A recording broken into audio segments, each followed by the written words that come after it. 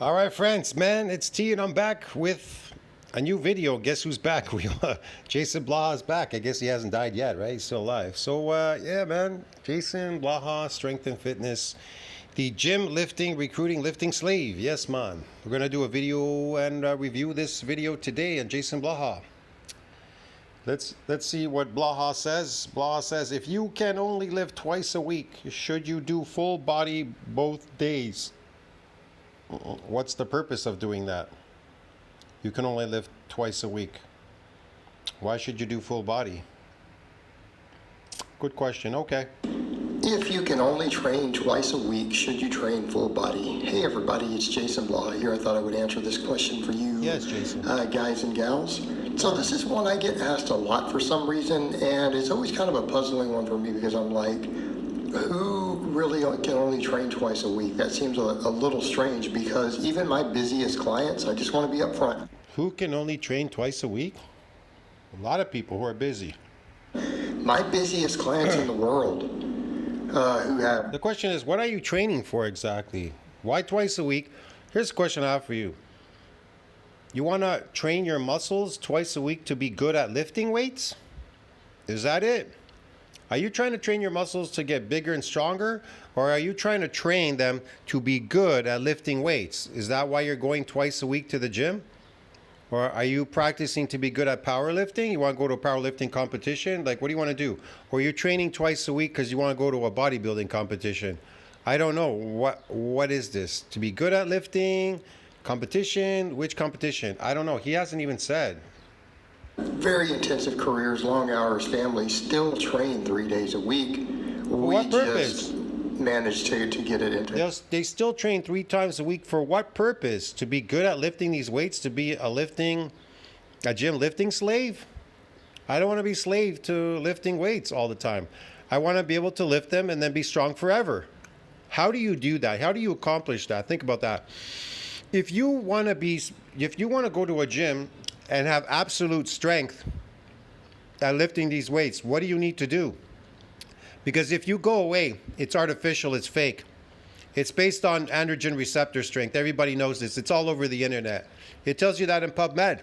You can read it for yourself. Myocytic androgen receptor controls the strength, but not the mass of the limb muscles and these proliferation of motor units. That's what they do. They give you maximum force production. What is a force production?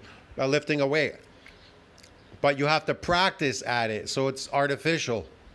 Because something artificial means it's fake. It doesn't last. You have to keep going there to be good at lifting those weights. What happens when you go away? It goes away. Why does it go away? Why does it go away? Because it's fake. It's fake. It's not based on your strength. It's not based on natural strength. Now, how do you build natural strength? That's the question. See what I mean? 40 or 45-minute sessions. So to be honest with you, I would say for most people, if you were training less than 3 times a week. Yes, but how do you increase your natural strength so that it's not you're not basing it on artificial strength?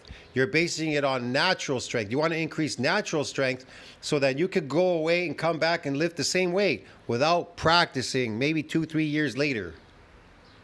You are not going to see optimal gains no matter what you do. I'm just going to be frank there. And 3 is really pushing it, right? And it's only 3 because people are busy, right? They're busy and their recovery and everything may not even allow for, optimal. Blaha has no natural strength. He has no natural strength. It's all practiced. That's why he's lifting every time in his videos. He's always lifting in his videos. I don't lift. I don't make videos, lifting videos. I don't make anything because I got natural strength, a lot of it. I got a lot of natural strength and it's pretty good. It's good enough. I don't need to do any more. But like I said, these people, they lift in the gym. That's the whole thing about the whole thing that I put in my video section. People ask me, what's with the videos when you say gym slave, lifting slave and all that? Well, you could be slave to anything that's artificial. It's not natural. If it's not natural, it's artificial, then you're slaved to it because it's fake. It doesn't last. It'll go away. Volumes. But back over to the question itself. Important news for all residents of Canada. Assuming you really can't squeeze some other lighter workouts in at home, with some dumbbells or body weight movements or something, which you really should do in this case. I would strongly advocate that. Why? Let's come over and ask the question. Should you train for? But why? So I could be slave to this? So I could be a prisoner? I have no freedom? I have to imprison myself to lifting something all the time to be good at lifting it because it's fake? It's not based on natural strength? Come on, man. Body, and I know a lot of people do that because they're hung up in the frequency thing. They're like, well, we should be training a muscle twice a week. Yeah, but then there's... But why should you be training it twice a week so that you can't lose that phony strength, the phony lifting? There's not evidence to support that at this point. That's an old hypothesis that I and many other evidence-based people... Why? Because it goes away really quickly? The lifts go away really quickly if you don't do them at least a minimum twice a week? Is that it? Because it's fake. Worked off of from some preliminary studies, done like 15 years ago, and the more current data has shown that frequency isn't really that important unless it starts getting really, really sparse spaced out, right?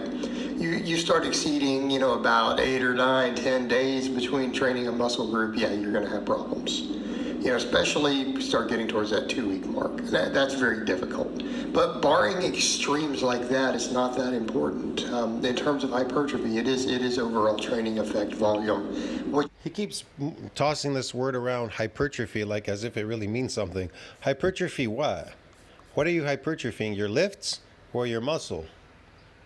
Muscle fibers get recruited, recovery. So we need to be... Yeah, they get recruited, they recover, and then you come back and do it all over again like a factory worker. Okay. Be clear. When you understand that, the answer is probably no unless you're a novice. Now, why would it still be okay for a novice? Well, simply put, novices don't need much training volume to see good muscle growth. They're probably going to be... Think about it. Why are humans really, really bad at downhill skiing? The very first time you go downhill skiing, why are you so bad, so weak at doing it? Because humans are weak animals. They're weak.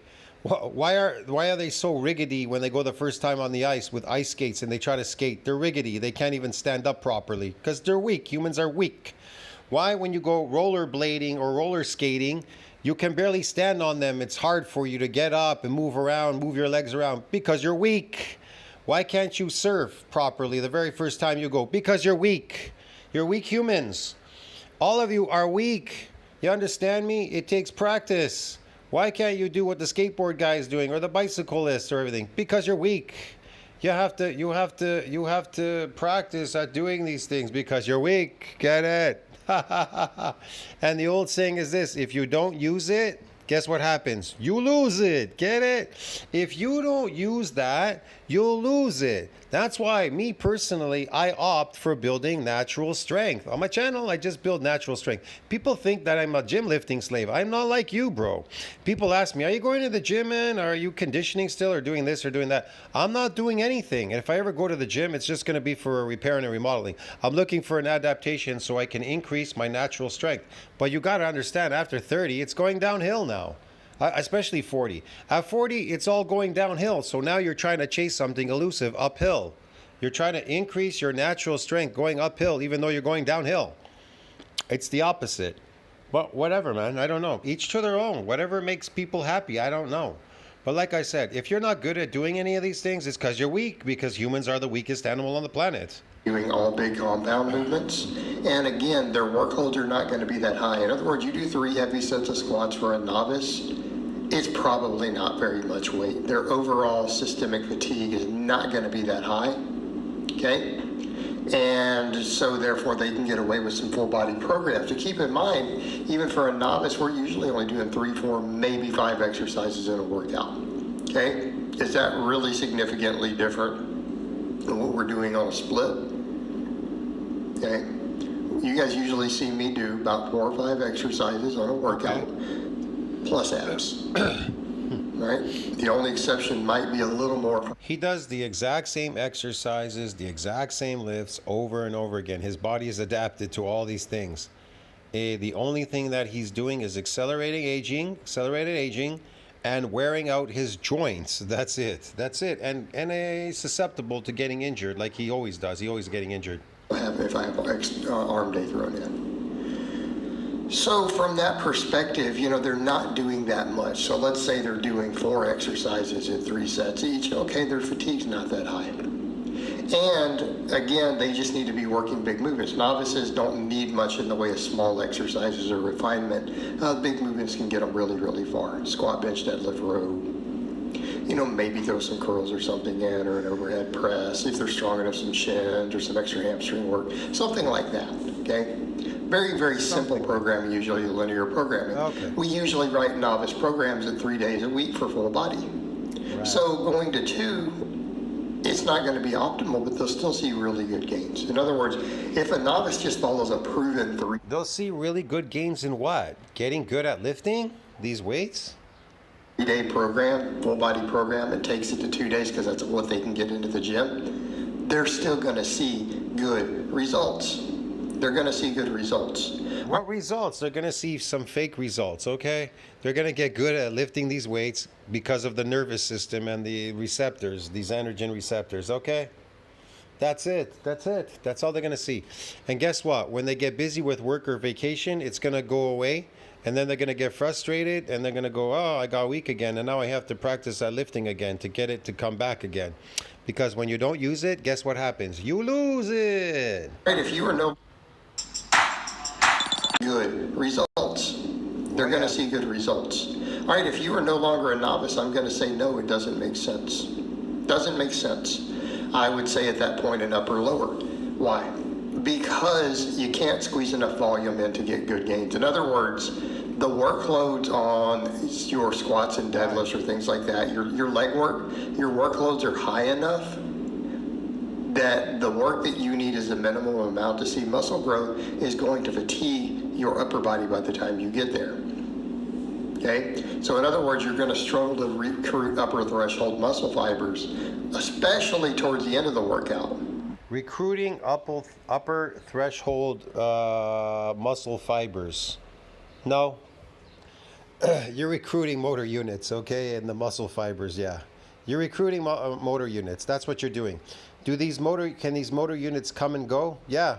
How do they go away? When you stop lifting, how do you get them? When you start lifting, get it? These androgen receptors for maximum force production, they control that strength for maximum force production. How do you get them? When you lift. How do they go away? When you stop lifting. How do you get bad at lifting these weights? Go away from them for a while. How do you get good at lifting them? Come back and practice at them again, all over again. And how do you stay good at lifting them? Just keep lifting them forever. Be a lifting slave forever. Be slaved to lifting these weights forever so that you could pretend and be pretend strong. But now if you want to be real strong and not pretend strong, then that is through an adaptation process. You understand me? You have to move. Your exercises have to move for adaptations. And for every adaptation, you'll get bigger and stronger. You'll increase your natural strength. And these weights will get lighter. Yes. And you'll always be good at them. You don't have to practice at lifting them anymore. Okay, maybe not your bench press. So let's say you do all your lower body stuff, then maybe you get bench in. By the time you start trying to row or do shoulders or curls or anything, those ladder exercises, you may be struggling to stimulate much muscle growth at all because your fatigue is so high through your system that you're not. Sure it is. Its fatigue is so high. You know, tigers and lions and these other animals out in the kingdom, they weigh like what, 550? And then tigers, they're like 650, 750. They're really muscular, man. You know that? What do you think they base their strength on? Their muscle, the amount of muscle they have. What makes you strong? What makes you naturally stronger? Muscle fibers. The more muscle fibers you have, the stronger you shall be. But now, if you want to be good at lifting these weights, well then keep practicing at them, sure. You can be adapted in lifting like a factory worker. Nervous system may not recruit the fast twitch muscle fibers at all. So you may be working. The nervous system will recruit the fast twitch muscle fibers. What's he talking about? But as an ectomorph, they're always sitting in type 1 because you have less of type 2. You have more type 1 than type 2. As ectomorphs have more type 1 than they do have type 2 muscle fibers. So the whole point is to try to build more type 2 muscle fibers. Yes. That's really the objective in bodybuilding. I guess people lost it somewhere along the line in bodybuilding. They don't understand why there's so many different machines in bodybuilding. There's so many different machines because you're supposed to stick to one exercise until you can eke out as many adaptations out of that one exercise. And then you move on to another exercise. And then you try to eke out as many adaptations as you can from that exercise. And then when that's tapped out, you move on to the next exercise. And then you try to eke out as many adaptations as you can from that exercise. By the time you complete doing all the machines in the gym, you should be, of course, with your diet and getting these adaptations, you should be massive and super strong. You understand me? With every adaptation, there's a repair and a remodeling. You become bigger and stronger every time. It's based on eccentric exercises. Eccentric, concentric. It's gonna be eccentric, okay? And you're gonna get these adaptations, and then they go through a repair and a remodeling. Protein synthesis needs to exceed this breakdown. Boom, you're gonna come back bigger and stronger all the time. But if you just run around and do all the exercises, you may get a newbie gain out of them because you've maxed them out too quickly. You've went around running around doing all the machines because you were excited. You want to do them all in one shot. So you do them all, your body rapidly adapts to it, and then there's no more adaptations anymore. It's you've drained them all out. Get it? You've drained everything out instead of trying to eke out as many adaptations out of each exercise. You can do it that way. That's one way of doing it. Or you can do it. There's some other ways. I've explained it on my channel. That's just one way. But there are many other ways to do it. The way I do it's totally different. But that is one way of doing it. That's just, I'm explaining to you. I'm giving you an explanation what an adaptation means. It means when you go to the gym and you see all these fancy machines, you're not to do all the machines. You're to tap out every adaptation on each machine. Get it? That's the whole point of bodybuilding. But I think people don't even understand that. Bodybuilding takes a long time to increase your natural strength. It takes quite a while. It has to go through repair and remodeling, a whole bunch of stuff. Just lifting doesn't do anything. You come back and keep lifting. Your body will recruit more motor units, androgen receptors, and you'll be good at lifting these weights. That doesn't mean anything. That's just some artificial shit. Working off intermediate type fibers. So what does that mean? It means it's going to limit your growth to those muscle fibers that tend to grow less and less the more advanced that we get. The more advanced you get, they tend to grow less and less. They're not growing at all. They grow in an adaptation, and when protein synthesis exceeds breakdown, that's when they grow. They only ever grow if there was an adaptation and protein synthesis exceeds this breakdown, and if you allowed it to go through the repair and the remodeling. But if you didn't allow any of those things, or missing one of those things, or missing all three of those things, or whatever it is you're doing there, then you're screwed. If one is missing, then the other two aren't working. And if all three are missing, forget it. You're wasting your time. Right? The more advanced you get, the larger percentage of your muscle growth is coming from fast twitch fibers. No, it's not. To the point where if you've been training... Where's the proof? Does he have any proof of this? Can you prove that? Where's your proof? Show me. Where is this? Really hard 5+ years.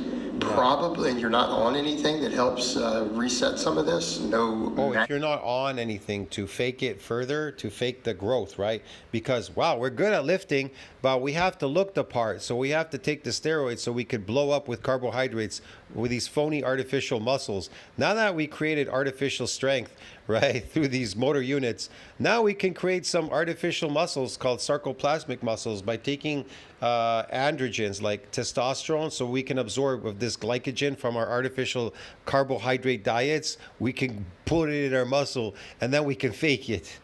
Oh man, this is great. Supplements, if you guys catch my drift, then almost 100% of your muscle growth is coming from your fast twitch muscle fibers. That's it. You know, those 100% of your muscle growth is coming from your fast twitch. Well, I would say a lot of it would come there if it's an adaptation in an adaptation.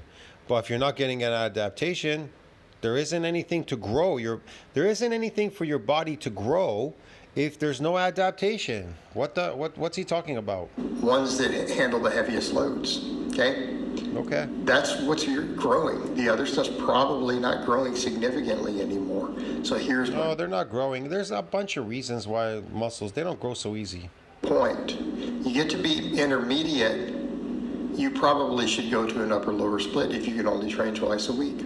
Okay, we just accept that that's the case. Upper and lower. And there's not much you can do about that, because if you try to keep doing the full body, you're going to grow less. Whatever you train in the last half of the workout's going to grow less. Now people say, well, couldn't I do upper body first and lower? Well, then your lower body may not grow. Okay, I want to be clear here. Your upper body may not grow on the one you do the other, and then the lower body may not grow. Okay, why may not grow? Did he give you an explanation as to why it may not grow? Why? Why won't it grow, Blaha? Please tell us. When you reverse it and do upper body first. So Why? if that's what's happening, it doesn't really make sense. Why won't it grow? And how does it grow? How does a muscle grow, Blaha? Please tell us. How does a muscle grow? Because I want to know. Honestly, I want to know. What makes you, what's your version of what you think how muscles grow? Please tell us. You probably need to start splitting stuff up a little bit if you can only train twice a week. Otherwise, you're going to have major areas of your body that are going to start lagging. Okay. And again, people say, well, couldn't I just reverse them back and forth? Yeah. So you're doing wasteful workouts. In other words, if you know probably only about half of your body's going to be able to get a good training response, just train that half of your body. So it makes sense to just go to an upper lower instead of saying, well, I'll do lower first. Come on, you guys know that I do on my channel. Me personally, that's my training. I do upper and then I do lower, and I don't do anything for the rest of the week. I get these adaptations to full body workouts. And then I allow for repair and remodeling, and protein synthesis needs to exceed this breakdown because you need to convert the catabolic hormone to an androgen. So it doesn't compete with the myocytic androgen receptor. So your nitrogen balance is even. So you're in anabolic growth state. Otherwise, muscles will not grow. If you've got an adaptation and you do not exceed that breakdown in protein synthesis, then guess what's going to happen? They ain't going to grow. They ain't going to grow. Nothing's going to, you can lose muscle fibers in an adaptation. On this day and then upper first on this day. Because again, whatever you're doing last is getting shortchanged. Just go ahead and train it thoroughly all the way through once a week. And if you're an advanced lifter, just forget making any progress. The odds that... What? If you're an advanced lifter, forget about making any progress in what? Getting good at lifting weights or building muscle or getting an adaptation? Which one? An advanced drug-free lifter, a natural lifter who is advanced training only twice a week. I'm an advanced lifter, okay, in the past, and I'm still an advanced lifter now at practically 57, Blaha, okay. And guess what? Yeah, I don't know. I can always get adaptations and build muscle. Yeah, even at this age. You're pretty much at maintenance at that point. If you're only training twice a week, you don't need to maintain muscles after they've been repaired and remodeled, bigger and stronger. They've been repaired and remodeled in an adaptation, bigger and stronger. There isn't any maintenance. I don't know what he's talking about. There's no maintenance. You can starve muscle fibers if you party and drink alcohol. You can starve fibers. They could starve. They could shrink, or they could even go away. It depends. It's all relative. But yeah, I don't know. Again, I know some people... Plus, a lot of it's you're basing it on some nuclei, myonuclei as well. These myonuclei, what do they do? What do they hold? Cytoplasm in them. They synthesize protein. They do a bunch of stuff. Argue with this. I'm going to say you are most likely going to see almost no gains. Okay? He's making that up. He's lying, trying to make you... He's trying to confirm all your fake beliefs. And then you are like gaga. Yeah, my Blaha. Oh, he knows everything. Yes, I'm advanced. I'm not making any more gains. I guess I'm just a lifting. I've been slave to lifting now forever because the phony lifts. You're maintaining what you have until you can get your life situated to where... No, you're maintaining your lifts. That's what you're maintaining. And if it's glycogen muscles that you're building, these sarcoplasmic muscles, these fake artificial muscles, then that too requires maintenance with glycogen. But muscles that have gone through an adaptation process do not require maintenance, nor does the lift. You can train 3 or 4 days a week. And again, you might make some small progress, but it may be much smaller than you would make on a little more training. And it's because our volume needs get higher, our ability to recruit, again, those muscle fibers we're talking about. You're trying to train half your body every time. Yeah, I don't agree with anything he's saying. It's totally wrong. You can look it up, and science tells you what builds muscles, how long it takes to build muscles, what builds it, what the movement is to get this adaptation, and a whole bunch of stuff. Man explains. It says it's superior. Eccentric exercises are superior to concentric, yet he's a concentric lifter. Concentric lifting is associated with what? The pump. And you're eating an artificial diet called carbohydrates, and you're pumping this in the muscle. You're pumping the glycogen in there, getting phony muscles, and you're creating a phony strength based on the concentric movement. Now, if you're an eccentric lifter, then you're focused on adaptations. You're focused on getting adaptations, then you're focused on a repair and a remodeling, then you're focused on eating. Protein synthesis needs to exceed this breakdown, be positive nitrogen balance, so that you can grow muscles bigger and stronger. Yeah, so you don't have to maintain anything. That's the whole point. But a lot of you are lazy. You don't want to do any of that. You want to do all the easy stuff, concentric lifting and, pretend you have muscles and pretend strength. Get it? And then when it all goes away, you all get frustrated. Where'd it go? That's why I don't blame people that take steroids, because they're just as lazy as these natty lifters. That's why I call this guy a fake. I'll call all these lifters, even though they're natties, they're fake natties. Because a fake natty to me is a natty that is doing concentric exercises and glycogen loading. Okay? It's really simple. He's doing force production training and eccentric loading, glycogen loading in his muscles, sarcoplasmic hypertrophy. So it's fake. So what do steroid people do? The exact same stuff. Only it gives you more strength because it's binding with the receptor. It's going to give you maximum more lifting power, and then it's going to give you more glycogen in your muscle, so you're going to look even fuller and bigger. Yeah. It's fake. It's fake. It isn't based on an adaptation process. And squeeze all of it into one workout, something's going to start getting shortchanged once you get advanced. Because again, you can know what you're not reaching those fast twitch fibers necessarily in the stuff you're doing last. Okay? So at that point, you shouldn't even be trying to only train twice a week. You're going to need to find a way to work some other stuff in through the week. Okay. All right, guys, but that's really all. Yes, Blaha, if you say so. I have to say on that today. I hope it's been informative, and I'll talk to you guys and gals next time. Yes, it's been so informative that guess what? It's been uninformative. Anyways, tell me what you think about that. Like, subscribe, support the channel, comment down below, helps with the algorithm. I'll see you in the next one, friends. Ciao. Yeah, that was interesting.